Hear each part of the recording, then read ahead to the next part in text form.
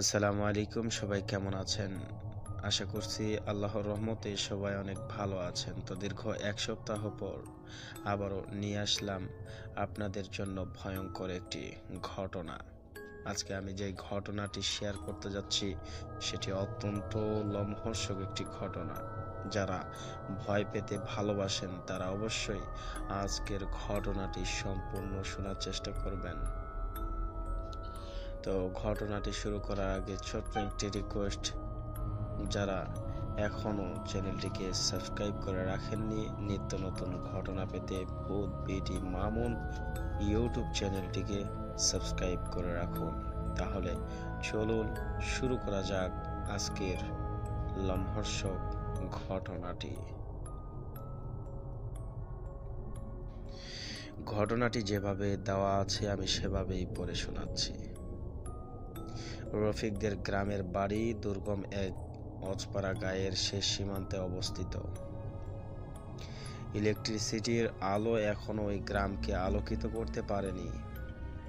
হাওর এলাকায় রফিকদের বাড়ি। বাড়ির চারপাশে অসংখ্য হাওর আর খালবিল।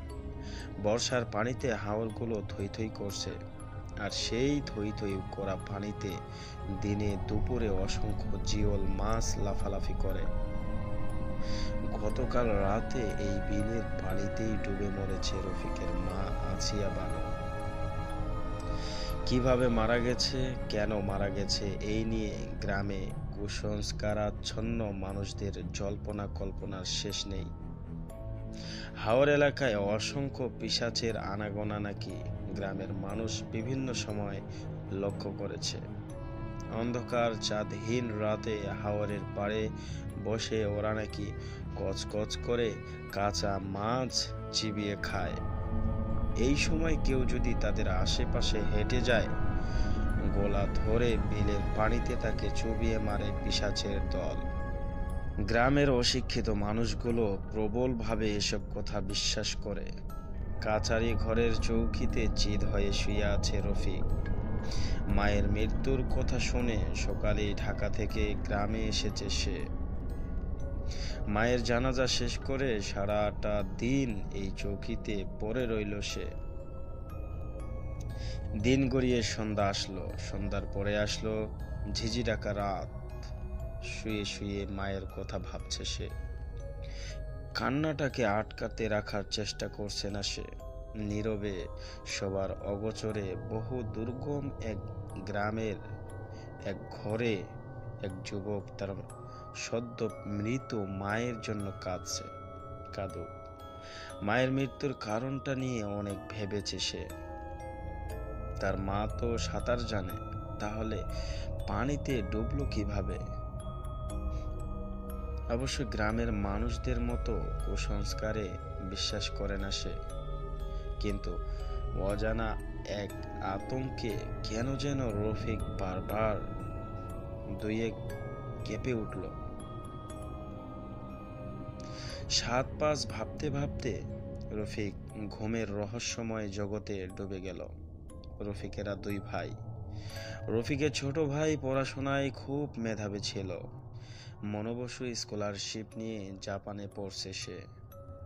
হুট করে জাপান থেকে চলে আসা যায় না, তাই ভাইকে ছাড়াই মায়ের জানাজা দিল রফিক। সন্ধ্যার পরেই গ্রামটাকে প্রাগৈতিহাসিক কালের রহস্য ঘেরা আধার তার কালো চাদর দিয়ে ঢেকে দেয়। গ্রামের ভয়ার্ত মানুষগুলো সন্ধ্যার পর দরজায় খিল লাগিয়ে ঘুম দেয়। ঝিঝি ডাকা নিকোষ কালো রাতে ওই গ্রামে নেমে আসে যেন মৃত্যুপুরীর নিস্তবতা। কখনো কখনো পিছের ওই বাঁশ ঝাড় থেকে ভেসে আসা রাত জাগা পাখির কর্কশ গর্জনে রাতের নিস্তবতা ভেঙে খান খান হয়ে যায়। গভীর রাতে খুব ঠান্ডা কিছুর স্পর্শে রফিকের ঘুম ভাঙে। অজানা আতঙ্কে রফিকের মেরুদণ্ড দিয়ে যেন ঠান্ডা পানি বয়ে যাওয়ার কথা, কিন্তু কেন যেন রফিকের অনুভূতিগুলো ভাবলেশহীন হয়ে গেছে। অশরীরী কোনো কিছুর উপস্থিতি তার বাস্তব জ্ঞান কেড়ে নিয়েছে, তাকে করেছে সম্মোহিত। চাঁদের আবছা আলোয় রফিক দেখলো তার চৌকিতে তার মা বসে আছে।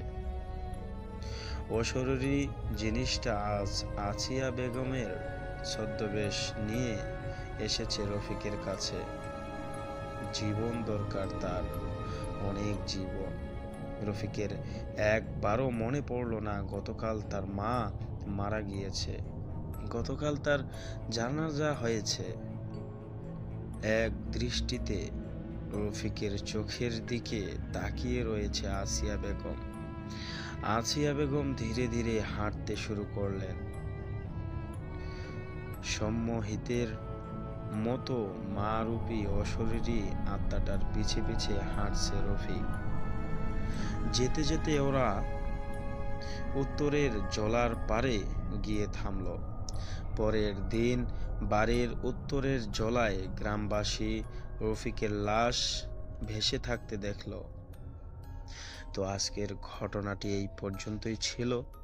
যদি আপনাদের কাছে ঘটনাটি ভালো লাগে তাহলে অবশ্যই একটি লাইক করবেন। আমরা মূলত ছোট ছোট ঘটনাগুলোই আপনাদের মাঝে তুলে ধরি। যারা এরকম ঘটনাগুলো শুনতে পছন্দ করেন তারা অবশ্যই